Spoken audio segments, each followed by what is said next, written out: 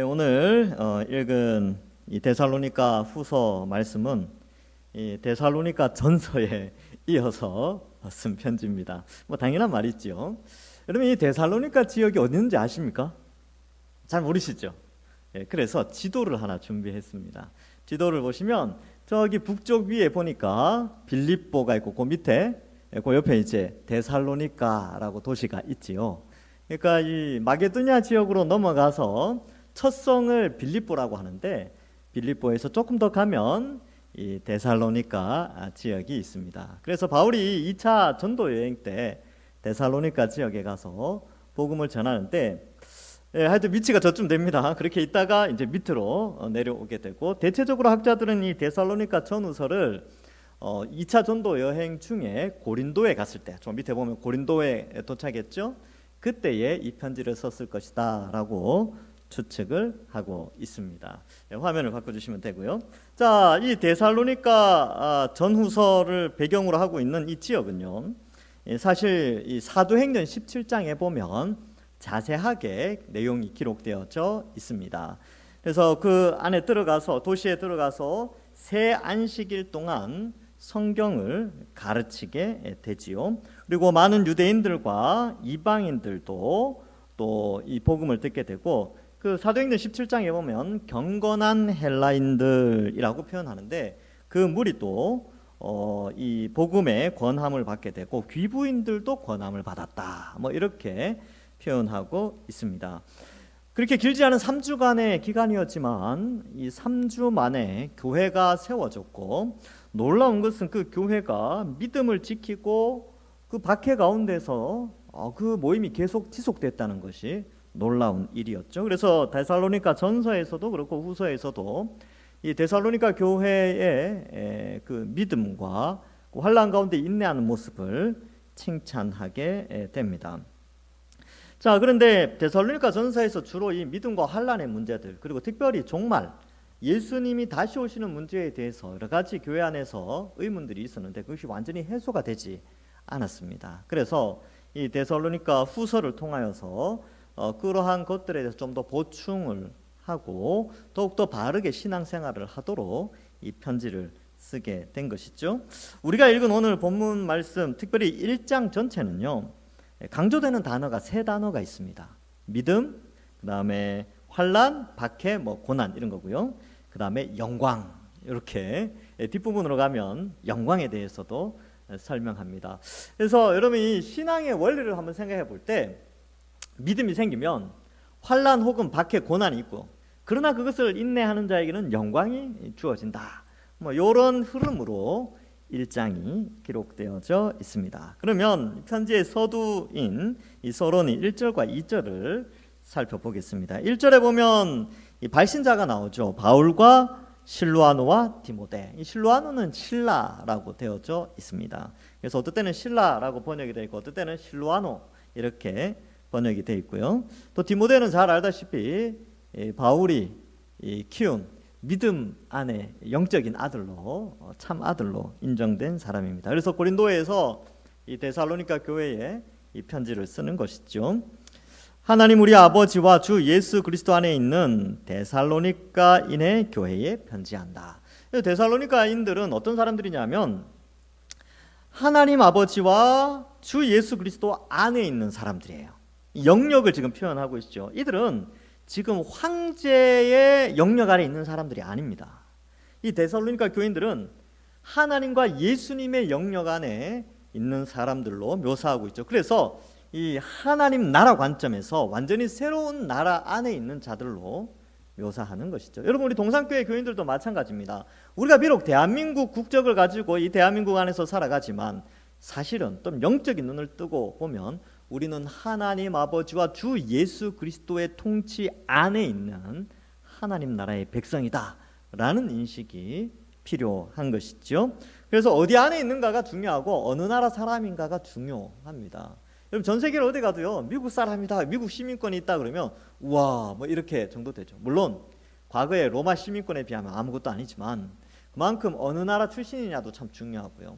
저도 뭐 외국에 자주 나갈 일은 없지만 대한민국 여권만 있어도요, 이게 공항 통과할 때 상당히 좀 그게 있어요. 이 레벨이 있어요. 레벨이. 그러니까 대한민국 국민이라는 것이 상당히 높은 지위를 차지하고 있다는 것을 이 여건을 통해서도 알 수가 있습니다. 그만큼 누구 영역 아래 있느냐, 어느 통치 아래 있는가가 중요한데 우리는 온 천하 만물을 창조하신 하나님의 영역 안에 존재한다. 그래서 얼마나 감사한지 모릅니다. 여러분들은 하나님의 다스림을 받고 있는 하나님 나라의 시민권을 가진 자들이다라는 것을 잊지 않고 늘 감사하시기 바랍니다. 예, 우리 다 하나님 안에 있습니다. 자, 그래서 교회에 편지를 하지요. 2절에 보니까 하나님 아버지와 주 예수 그리스도로부터 은혜와 평강이 너희에게 있을지어다. 여기 보면 이제 계속해서 하나님을 아버지라고 표현합니다. 아버지. 아버지가 누구냐에 따라서 그 자녀들의 인생이 상당히 많이 달라져요. 그래서 우리의 아버지가 누구냐? 바로 하나님이다라는 것을 우리가 인식할 때 우리는 든든하지요. 이렇게 한번 이게 하나님이 든든하다는 생각이 안 드시는 분들은 제가 이렇게 예를 들어봅니다. 여러분 아버지가 계신다고 생각하시고 아버지의 재산이 한 몇 조가 돼요. 여러분들 먹고 사는 걱정하시겠습니까? 안 하겠습니까? 그죠? 그죠? 나눠주시겠죠, 그죠? 예. 몇 조가 되면요, 그냥 아유 용돈 필요하지, 아유 1억밖에 없네, 1억만 봐줘, 뭐 이렇게 한다든지 그런 거 있잖아요. 예. 너무나 많으니까 우리가 생각할 땐 참 큰 돈인데 너무나 많으신 분에게는 너무 별게 아니에요. 천지를 창조하신 하나님이 우리의 아버지 되십니다. 그러니까 성경은 계속해서 하나님이 우리 아버지다, 이거 믿고 가자, 계속 그것을 설명하고 예수님을 주라고 표현하죠. 주. 그래서 우리가 순종하고 따라가야 될 우리의 참된 주인이시다, 이 개념을 쓰고 있습니다. 근데 여러분 이 땅을 살면서 기도하는 제목들, 또 이제 신방 가서 제가 늘 물어보면 기도 제목이 뭐가 있습니까 하면 늘 세 가지예요. 예, 건강, 그다음 재물, 자식. 요 세 가지는 거의 공통이에요. 공통. 아마 우리나라 교회 전부 모든 교회가 다 이 기도 제목을 가지고 있어요. 각 가정마다 거의 다 걸리시죠, 여기. 그죠? 세 가지. 예. 근데 왜 이 세 가지를 원하느냐 하면요, 은혜와 평강 때문에 그렇습니다. 가정이 경제적으로 부족함이 없고요, 몸이 건강하고 자녀가 잘 되는 것이 편안한 가정이죠. 평강, 예, 뭐 히브리어로는 샬롬 이렇게 표현하는데 걱정 근심이 없는 상태죠. 요 세 가지가 해결되면 이 평강이라는 것이 주어진다고 생각하고, 이 평강이 어디로부터 오느냐 하면 하나님으로부터 오기 때문에 기도하는 것입니다. 그래서 세상 사람들은 이 평강이 어디서 온다고 생각해요? 돈에서 온다고 생각하고요, 또 배움에서 온다고 생각하고, 또 백에 의해서 온다고 생각을 해요. 예, 그렇게 뭐 영향력이 있다고 생각하잖아요. 근데 우리는 이 모든 은혜와 평강, 특별히 평강은 하나님으로부터, 눈에 보이는 것에서부터 주어지는 것이 아니고 눈에 보이지 않은 하나님 아버지와 예수 그리스도로부터 이 평강이 온다는 사실을 우리는 기억해야 합니다. 그래서 이 세 가지 문제가 혹시 우리를 힘들게 하고 어렵게 한다 하더라도 참 평강을 주시는 하나님께 우리는 기도해야 하는 것이죠. 은혜라는 단어는 자격이 없음에도 불구하고 주어지는 선물, 이런 뜻이 있습니다. 그래서 우리가 아무런 자격이 없지만 하나님 아버지께서 또 예수 그리스도께서 우리에게 선물을 주시는데 그 선물은 바로 평강의 선물을 주시기를 우리가 바라는 것이죠. 그래서 여러분, 눈에 보이는 것이 우리에게 참된 행복을 준다라는 생각을 일단 좀 차단하시고, 우리에게 참된 평강과 행복은 위로부터 온다라는 인식을 계속해서 기억해야 합니다. 자, 3절에 보시면 이제 본격적으로 이야기를 하죠. 형제들아, 우리가 너희를 위하여 항상 하나님께 감사한다, 이렇게 말하죠. 여러분, 어떤 교회를 향하여, 교회 공동체를 향하여 와 하나님 감사합니다 라는 게 있다는 거예요. 그러면 여기서 우리가 이제 약간의 인사이트를 얻어야 될 게, 좋은 교회는 어떤 교회일까라고 했을 때 이렇게 사도가 칭찬하고 감사하는 교회가 좋은 교회예요. 맞죠? 그래서 이 사도 바울이 지금 데살로니가 교회의 어떠한 모습을 보고 감사하고 있는가, 또 뒤에 가면 자랑하는 게 나오는데 어떠한 모습을 자랑하는가를 보면 좋은 교회다라는 것이 나타나게 되는 것이지요. 그래서 여기 보면 감사하는데 이것이 당연함은 너희의 믿음이 더욱 자라고. 첫 번째, 정말 하나님 앞에서 감사하고 좋은 교회는 믿음이 자라는 교회입니다. 그리고 또 사랑이, 그 뒤에 보면 나오죠. 너희가 다 각기 서로 사랑함이 풍성함이니, 이렇게 되어져 있죠. 그러니까 믿음이 자라고 사랑이 풍성한 교회가 감사할 만한 교회요, 자랑할 만한 교회다라는 것이죠. 그러면 믿음은 어떻게 자랄까요? 믿음이 어떻게 자랍니까? 애들이 자라는 건 어때요? 애들 성장기 때 영양 공급 잘해줘야 됩니다. 단백질, 지방, 탄수화물 뭐 그런 거 있잖아요. 뭐 그런 거 잘 먹여야 돼요. 골고루 음식을 잘 섭취해줘야 됩니다. 어느 한쪽만 먹어서도 안 되지요. 그런데 성경에서는 우리의 믿음을 자라게 하는 영양소를 이렇게 소개하고 있습니다. 로마서 10장 17절. 그러므로 믿음은, 같이 읽어볼까요? 이거 아주 중요한 건데, 같이 읽어보겠습니다. 시작. 그러므로 믿음은 들음에서 나며 들음은 그리스도의 말씀으로 말미암느니라. 믿음은 들어야 되고 듣는 것은 그리스도의 말씀을 듣는 것이다, 이렇게 기록하죠. 오늘날에는 믿음은 듣고 읽는 것에서 옵니다. 2000년대에는 성경책이 많이 없었잖아요.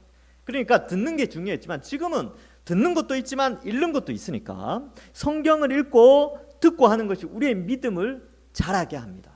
그래서 제가 계속 강조하는 것이 성경을 읽고 연구해야 됩니다. 그리고 이 주보에 성경 일독표 이렇게 나오잖아요. 이렇게 일독하신 분들, 이거 자기 이름 올릴 수 있도록 노력하셔야 돼요. 올해는 못하셨더라면 내년에는 내가 여기에 이름 한번 올리겠다. 약간 그런 거룩한 목표를 가지는 것도 믿음이 자라는데 굉장히 좋습니다. 특별히 성경을 읽는 것은 우리 믿음에 엄청난 영양분을 공급해 주는 것입니다.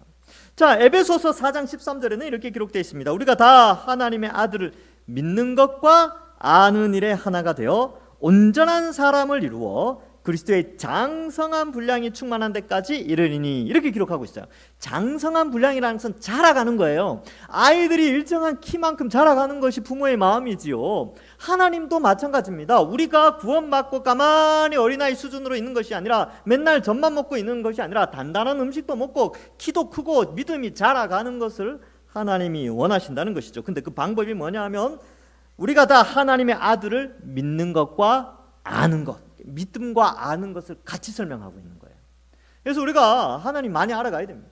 성경을 통해서 알아가고요, 말씀 들으면서 알아가고 읽으면서 알아가야 되는 것이죠. 또 교회에서 하고 있는 양육과정 이런 것들 적극적으로 참석하시고 또 배우시고, 그렇게 해야 믿음이 자라가게 되는 것입니다.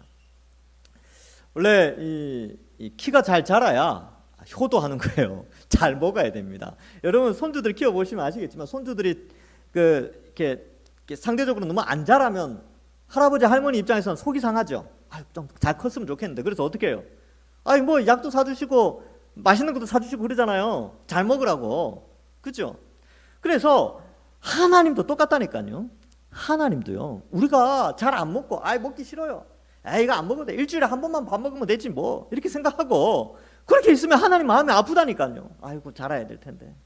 성경을 매일매일 먹고 자주자주 듣고 해야 되는데 일주일에 한 번 와서 잠깐 펼쳤다가 탁 닫고 일주일 동안 영적인 금식에 들어가고 그러고 있단 말이죠. 그러니까 하나님 마음이 너무 아픈 거예요.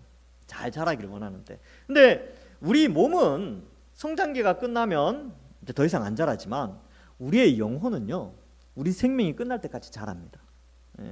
그래서 우리는 끊임없이 자라가야 되고요. 히브리서 5장 14절에 단단한 음식은 장성한 자의 것이니 그들은 지각을 사용함으로, 머리를 사용한다는 거죠. 지각을 사용함으로 연단을 받아 선악을 분별하는 자들이니라, 이렇게 기록하고 있습니다. 그래서 자라면서 이제 지성을 좀 사용할 수 있어야 돼요. 성경을 이제 배우는데 맨날 예수님 믿으면 구원받습니다, 예수님 믿으면 구원, 그거는 이제 늘 이렇게 처음 예수님 믿을 때 듣는 거고, 신앙이 자라가면요, 성경 한 권 한 권 66권 이렇게 두껍잖아요. 하나님 왜 이렇게 두껍게 주셨을까요?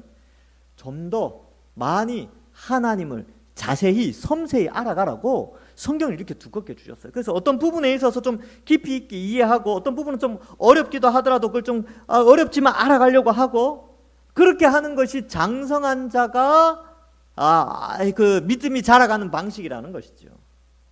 그래서 설교가 때로는 어려울 때가 있어요. 왜냐하면 좋은 음식을 먹여야 될 거 아닙니까? 근데 때로는 또 부드러울 때가 있지요. 이렇게 먹기 쉽게, 그런 것도 있고, 때로는 막 어려울 때도 있죠. 그런데 어떨 때는 머리를 막 써야 될 때도 있고요.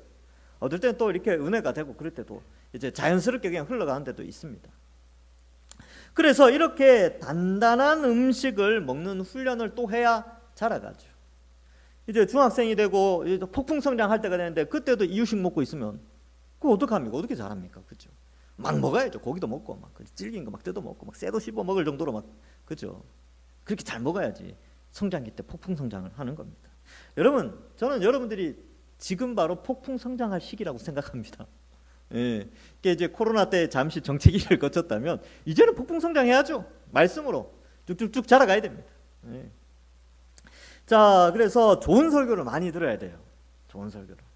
그래서 교회에서 설교를 잘 집중해서 잘 들어야 됩니다.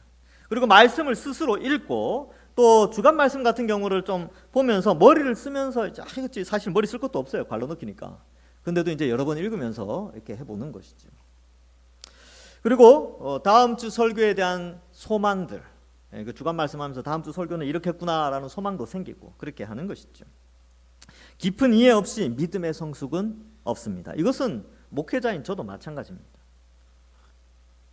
저 역시 깊이 있게 믿음의 선배들이 깊이 있게 연구해 놓은 거 그거 제가 살펴야 저도 잘합니다.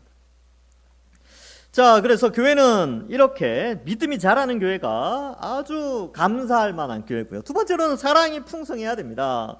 그래서 이 하나님의 이 성도들을 사랑하려면요, 하나님의 사랑을 먼저 이해해야 돼요. 예수 그리스도의 십자가를 통하여 나타난 위로부터 오는 사랑을 이해해야 옆으로 가는 사랑을 실천할 수가 있습니다. 하나님의 사랑을 이해할 때, 저 사람을 위해서 또 예수님이 십자가에 달려 죽으셨구나. 내가 미워하면 안 되지.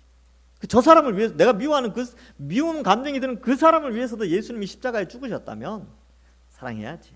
그리고 나만의 하나님 아버지인 줄 알았는데 옆 사람 보니까 그 사람도 하나님을 아버지로 부르고 있거든요. 형제네, 형제 자매네, 이렇게 생각하게 되는 거죠. 그러니까 하나님을 알아가게 되면요, 이웃을 사랑하는 것을 더 깊이 이해하게 되고 실천할 동력이 생기게 되는 것입니다. 그래서 하나님의 사랑을 알아가면 지체를 어떻게 사랑하고 또 지체를 어떻게 섬겨야 될지 알게 되는 것이죠. 나를 얼마나 사랑하는가를 깨달으면 내가 어떻게 사랑해야 될까를 알게 되는 것입니다. 그래서 지체 간에 사랑이 있어야 되죠. 여러분, 이런 것은 있을 수 없어요. 신앙이 좋은데 맨날 싸운다, 이런 건 없어요. 그래서 나는 신앙이 되게 좋은데 맨날 가서 막 싸움을 일으켜, 그 사람은 신앙 좋은 사람 아닙니다. 그래서 믿음이 좋은 사람은요, 형제를 사랑하고 어쨌든 교회를 더욱더 아끼고 성도들을 위하여 섬기고 그렇게 하는 것이죠. 그래서 믿음이 자라면요, 때로는 그 사랑 때문에 봉사도 하고 섬기기도 하고 그러는 거예요. 자, 그래서 이러한 부분들이 필요하고, 또 믿음이 자라고 사랑을 하려면요, 또 믿음이 강한 자도 있고 약한 자도 있어요. 로마서 15장 1절과 2절에 보면 이렇게 되어 있습니다. 믿음이 강한 우리는 마땅히 믿음이 약한 자의 약점을 담당하고 자기를 기쁘게 하지 아니할 것이라 우리 각 사람이 이웃을 기쁘게 하되 선을 이루고 덕을 세우도록 할지니라. 여기 이웃을 기쁘게 하는 것이 이웃 사랑이에요. 그래서 믿음이 강한 자들은 이 사랑을 더욱 많이 드러내는 것이죠. 교회 안에는요, 연약한 자들도 있어요. 그래서 연약한 자들에게 그리스도의 사랑을 요구하는 것이 아니라 믿음이 조금 자란 우리가 연약한 자들을 위하여 섬기고 그들의 기쁨을 위하여 수고하고 헌신하는 것이 바로 이웃을 사랑하는 우리의 모습이 되는 것입니다. 자, 그래서 이렇게 감사죠. 그래서 4절에 그러므로 너희가 견디고 있는 모든 박해와 환난 중에서 너희 인내와 믿음으로 말미암아 하나님의 여러 교회에서 우리가 친히 자랑하노라. 여러분, 지금 이들이 믿음이 잘 자라고 서로 사랑하는 것이 편안할 때가 아니에요. 지금 외부적으로는 엄청난 핍박이 가해지는, 이 유대인들은 유대인대로 기독교인들을 박해하고요, 헬라인들은 헬라인대로 이 다신주의 사회 속에 있는데 이 삼위일체 유일 사상을 이야기하니까 조롱하고 희롱하며 박해를 가하게 되고 또 황제 숭배를 하지 않으니까 그러한 면에 있어서 또 고난이 있죠. 그래서 이 교회 공동체 안에 유대인과 이방인이 섞여 있는데 이 사람들은 자기 민족에게도 또 그 사회 속에서도 고난과 박해를 당하고 있는 상황 속에서 믿음이 자라고 서로 뜨겁게 사랑하고 있다라는 것을 말해주고 있습니다. 근데 이 박해와 환난이 어떠한 결과로 나타나냐면 인내와 믿음으로 나타나고 있어요. 멋지지 않습니까? 저도 이런 신앙이 좀 잘 됐으면 좋겠어요. 우리가 원래 박해받고 환난이 오면요, 믿음이 자라거나 아니면 인내하기보다는 주저앉거나 불평하거나 원망하게 돼요. 근데 오늘 말씀해 보니까 이 데살로니가 교회 성도들은요, 3주밖에 바울에게 말씀을 듣지 않았음에도 불구하고 하나님의 은혜로 놀라운 믿음의 삶을 살고 있다는 것이죠. 고난과 환난 가운데 서로 원망하거나 서로 다투거나 미워하지 않고 오히려 서로 사랑하고 하나님을 더 알아가는 믿음이 자라가는 이런 엄청난 일을 해나가고 있는 거죠. 그러니까 얼마나 이 바울의 입장에서는 기뻤을까요? 네, 행복했을 것 같아요. 이런 목회가 참 행복한 목회 아니겠습니까? 성도들이 막 어렵고 힘들고 지금 이제 경제 위기가 온다 그러니까 경제가 어려워진다 그러니까 그런데도 막 성도들이 막 믿음이 막 자라. 그리고 막 서로 막 이해하고 서로 막 사랑하고 막 그래요. 그러면 기쁘죠. 행복하죠. 그만큼 행복한 게 어디 있겠습니까? 그래서 사도 바울도 이러한 그들의 삶을 친히 자랑한다. 그리고 하나님의 여러 교회에서 데살로니가 교회를 자랑하고 있다는 것이죠. 그래서 여러분 여기에서 우리가 좀 집중해야 될 것이 박해와 환난은요, 예수님 믿는 사람들에게 늘 옵니다.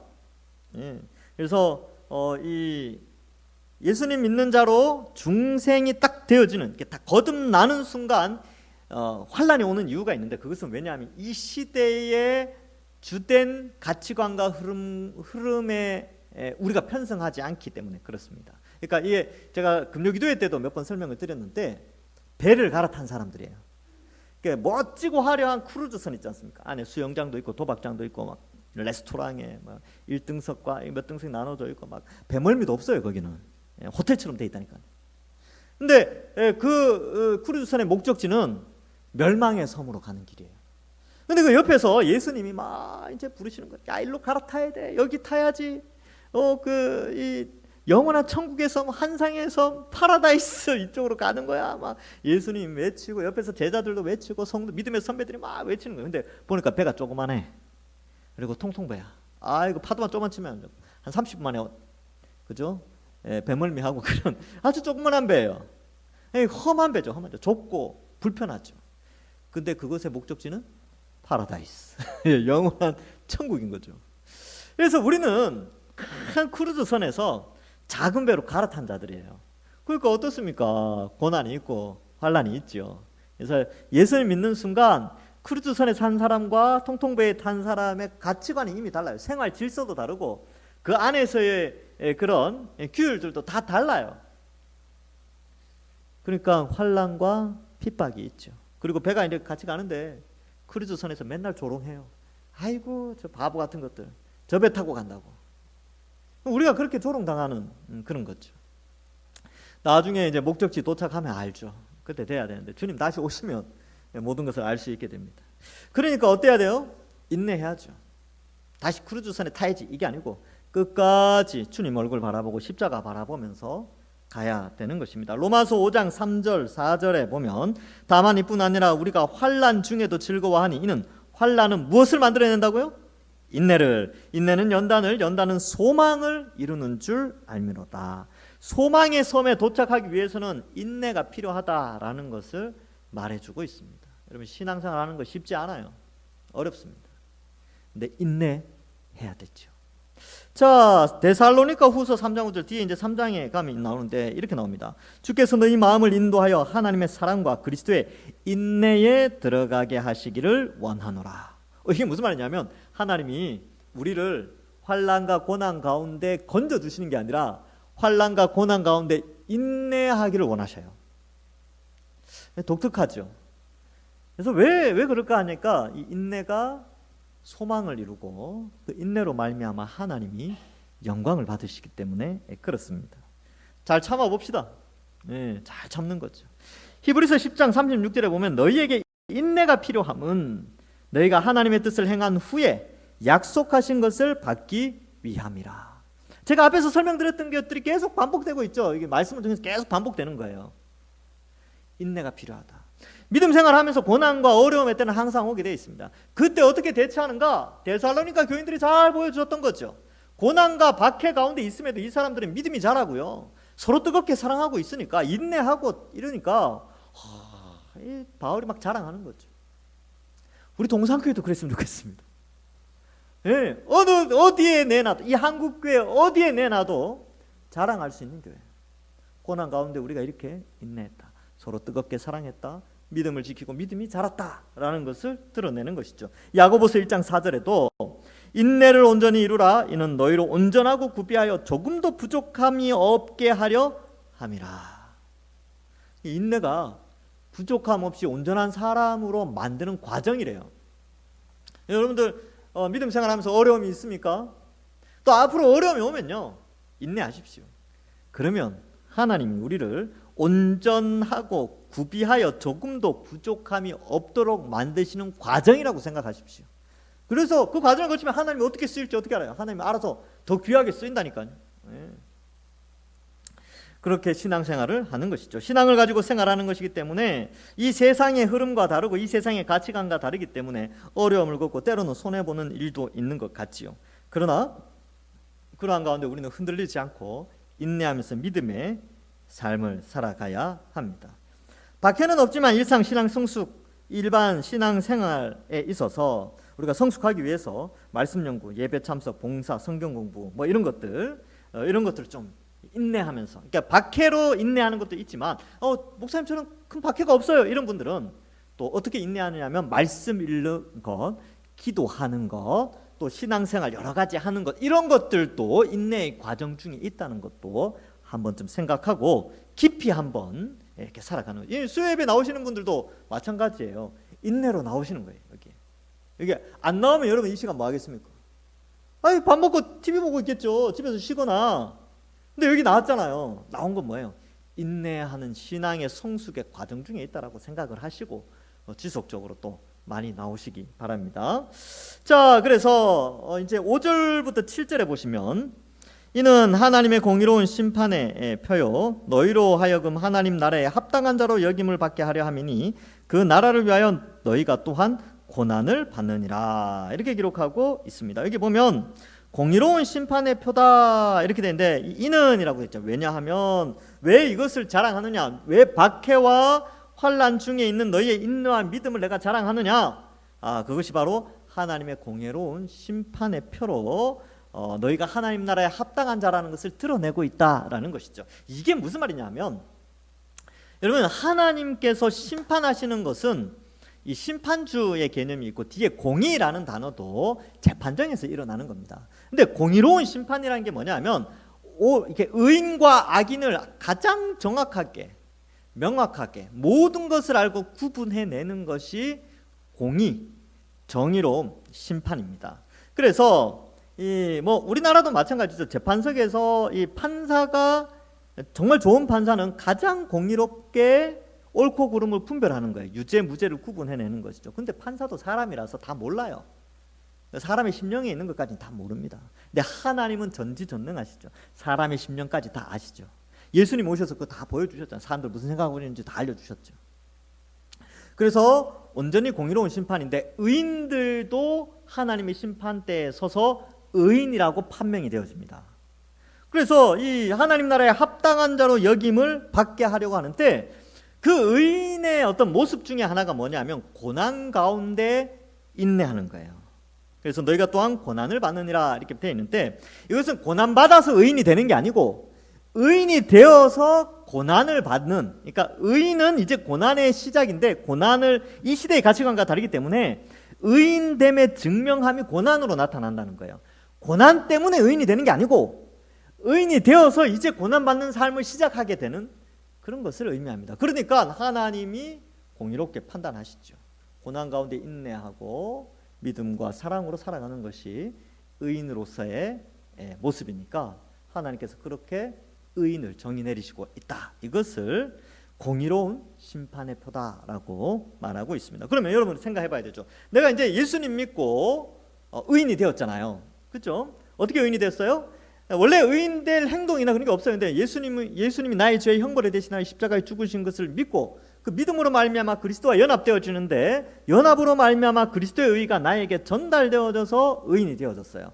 그러면 그 의가 전달된 우리는 죄 용서함을 받고 깨끗하게 되어서 이제 이 세상의 가치관과 싸우면서 의인의 길을 걸어가다 보니까 때로는 오는 고난이 있다는 거죠. 근데 그거를 그리스도와 연합되어 있으니까 그리스도의 고난을 생각하면서 성령의 도우심으로 인내하면서 살아가는 그것이 우리의 모습이고 또 그것이 의인된 표시다라는 것을 말해주고 있습니다. 그래서 우리 삶을 한번 돌아봐야 됩니다. 나는 지금 하나님의 백성으로 하나님이 기뻐하시는 여기 나오는 하나님 나라에 합당한 자로 그 나라를 위하여 고난을 받는 모습이 있는가? 이 5절의 서술에 대한 자기 반성이 필요합니다. 나는 지금 주를 위해서 어떤 고난을 받고 있는가? 주의 나라를 위해 또 주의 몸된 교회를 위하여 나는 어떤 고난을 받고 있는가? 그리고 고난에 인내가 있는가? 어떤 분은 그래요. 좀 봉사하다가 누가 한 소리 하면 나 이제 안 해. 나 연말에 이제 안 할 거야. 이러신 분들이 두 손 들고 나가버린 경우가 있는데 인내하십시오. 인내하시면 됩니다. 하나님 큰 상급이 있어요. 이런 것들이 있죠. 그리고 세상 속에서도 마찬가지입니다. 그리스도인으로서 바르게 살아가려고 하는데 참 어려운 시대죠. 그러나 이러한 의인이기 때문에 고난을 받게 되고 그 고난은 하나님 앞에서 의인으로 증명되어지는 그런 수단이 되어진다. 그 심판의 표다라고 표현하고 있습니다. 그래서 6절에 보면 너희로 환난을 받게 하는 자들에게는 환난으로 갚으시죠. 그러니까 우리를 괴롭히는 우리와 가치관이 다르니까 우리를 괴롭히고 우리를 무시하고 조롱하고 그렇게 하는 사람들에게는 그로 말미암아 그들에게는 환난이 있어요. 뭐 어떡하겠습니까, 그렇죠? 예수 믿는 사람들을 괴롭힌다면 그들에게는 환난이 있죠. 하나님께서 그 모든 것을 다 보고 계십니다. 그러나 7절에 보면 환난 받는 너희에게는 우리와 함께 안식으로 갚아주신다. 이것이 하나님의 뜻입니다. 그래서 여러분 우리는 하나님께서 우리가 고난 받는 것을 그냥 내버려 두는 게 아니에요. 고난 받았지 끝 뭐 아무런 보상도 없고 그런 게 아니에요. 이 세상의 가치관과 다르게 또 주의 나라를 위하여 주의 몸된 교회를 위해서 수고하고 헌신하는 그 모든 고난의 결과물을 하나님이 보장해 주십니다. 여기에서는 안식이라고 표현하고 있지요. 그리고 예수님은 또 복음서에서는 하늘에 너희 상급을 쌓아라 라고 하면서 표현되어 있고 또 베드로전서에는 칭찬과 명성과 존귀라는 표현도 쓰고 있습니다. 그래서 우리가 이런 것들을 바라보면서 믿음 생활하는 것이지요. 그래서 우리가 이러한 하나님 나라를 위하여서 환난을 받고 있지만 환난을 받는다고 괴로워하지 말고 또 누군가 나에게 어려움을 주면 내가 복수해야지 이렇게 생각하지 말고요. 모든 원수 갚는 것은 하나님께 맡기고 여기 이제 6절처럼 하나님께서 환난으로 갚으신다고 하니까 그렇게 생각하지 말고 그냥 내가 이 현재 어려움들은 믿음의 길을 걸어가는 과정 가운데 인내의 기간, 연단의 기간이라고 생각하고 또 언젠가 나에게 주어질 참 안식으로 갚아주실 하나님께 영광 돌리고 살아가는 것이죠. 그래서 그것이 바로 하나님의 공이시다라는 것을 말해주고 있습니다. 말씀을 맺습니다. 7절 하반절은 다음번 설교 때 이제 뒷부분과 연결해서 설명하도록 하겠습니다. 말씀을 맺겠습니다. 여러분, 첫 번째는요, 많은 사람들이 추구하는 평강은 세상에 눈에 보이는 것에서 오는 것이 아니라 위로부터 온다는 것. 그러니까 위로부터 그 평강을 누리려면 말씀을 읽고 기도해야 합니다. 때로는 힘들죠. 머리가 복잡하죠. 때로는 너무 힘들어서 그냥 넘어지고 싶을 때도 있고 좌절하고 싶을 때도 있어요. 그런데 그때 주위를 보는 것이 아니고 위를 바라봐야 됩니다. 아버지 하나님과 주 예수 그리스도로부터 은혜와 평강이 내려오기 때문에 그렇습니다. 두 번째로는요, 여러분 좋은 교회는 환난 가운데 믿음이 자라고 더욱 뜨겁게 사랑하고 인내하는 교회가 좋은 교회입니다. 세상 사람들은 좋은 교회 그러면 큰 건물, 좋은 시설, 그죠? 그런 거 생각하잖아요. 그리고 부대 시설들 이런 것들, 그리고 뭐가 많고 사람이 많고 환경이 좋고 이렇게 생각하는데 성경은 끊임없이 좋은 교회에 대한 이야기는 항상 이러한 것들을 표현해요.